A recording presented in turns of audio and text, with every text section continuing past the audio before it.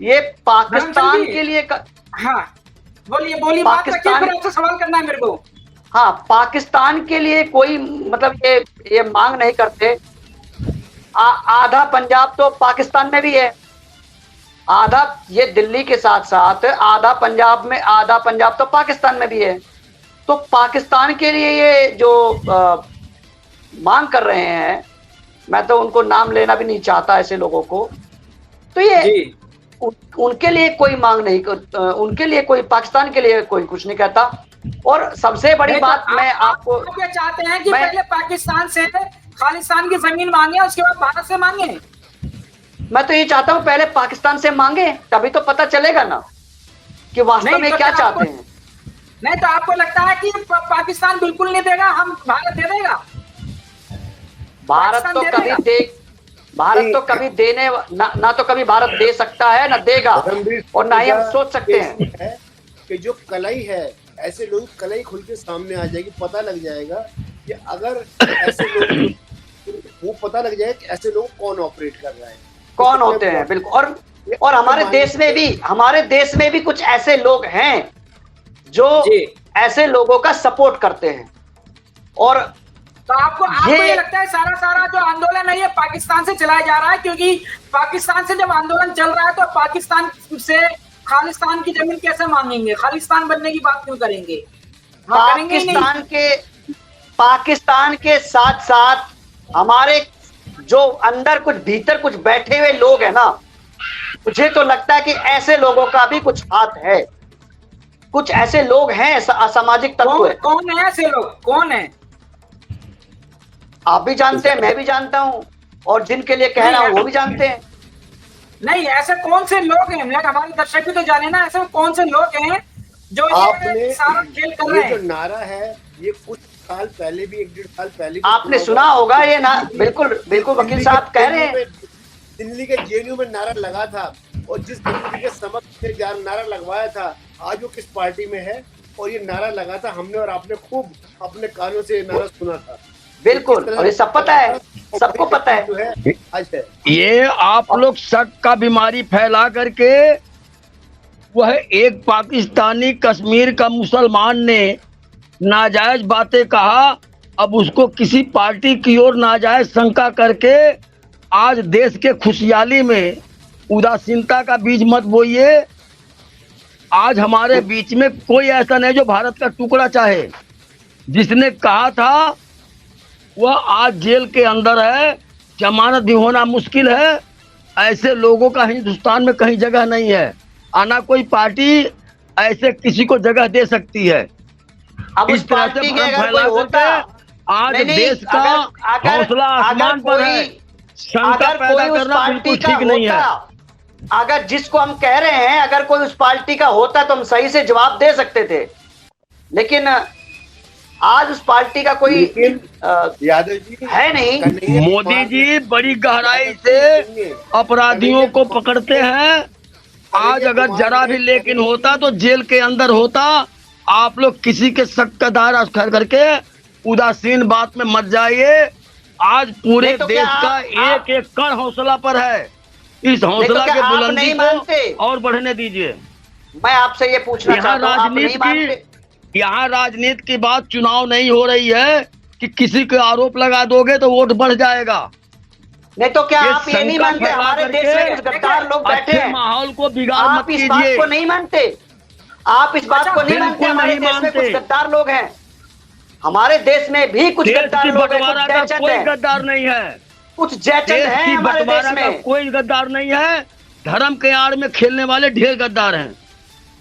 देश बांटने वाला कोई गद्दार हमारे देश में नहीं है। देखिए धर्म सिंह जी, मेरा सवाल आपसे, मैं आपसे सवाल ले लेता हूँ, फिर आगे चर्चा को बढ़ाते हैं। सवाल यह है कि ये सारी सियासत जो है, ये सारी साजिश जो है, ये कनाडा में या विदेशों में बैठ के ही हो रही है, इंडिया में बैठ के नहीं हो रही, और इंडिया के हिस्से की मांग की जा रही है खालिस्तान की।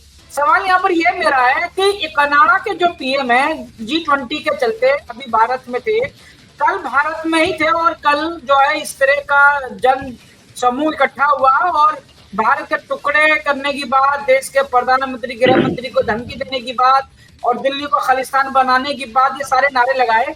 जो कनाडा के जो पीएम है, अगर हमारे भारत के रिश्ते अभी इतने अच्छे हैं, तो कल जो है द्विपक्षीय बैठक हुई तो उसमें उन्होंने मोदी जी ने कहा था, तो क्या उम्मीद करते हैं हम कि कनाडा सरकार क्या कोई एक्शन लेगी वहां पर? देखिए फिर याद धर्म सिंह जी, हाँ, मैं ये कहना चाह रहा हूं कि जो G20 का जो प्रस्ताव है उसमें बाकायदे आतंकवाद का 9 बार आया है और सभी ने इस पे अपना सहमत हुआ है, कनाडा सरकार सभी, बल्कि इंडियन गवर्नमेंट जो है वो भी बहुत सख्ती से इसमें कार्रवाई कर रही है।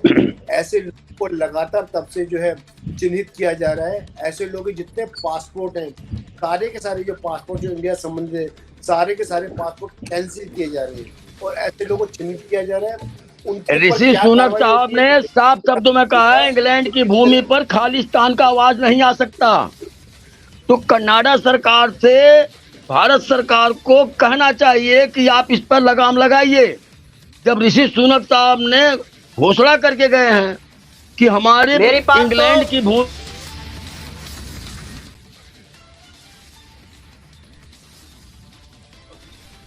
जवाब तो मुझे देना था, मुझसे रफी साहब ने मुझसे पूछा था।